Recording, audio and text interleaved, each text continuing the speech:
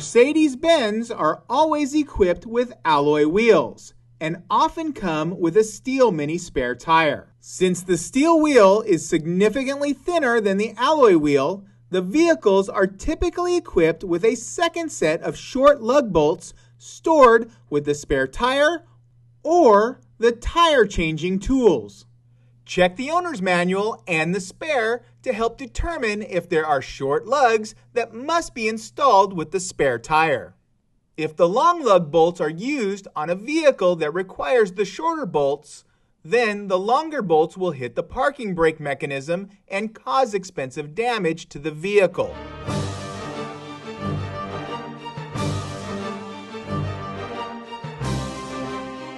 If you do not find shorter bolts with the tire change tools and spare, a quick check is to take one of the lug bolts you removed and insert it into the alloy wheel to check its length.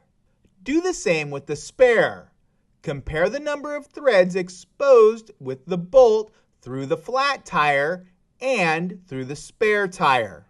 Basically, more threads are bad. The shorter lugs are easily identifiable when installed on the vehicle as the head is hollow. If the shorter bolts are not available, the vehicle must be towed.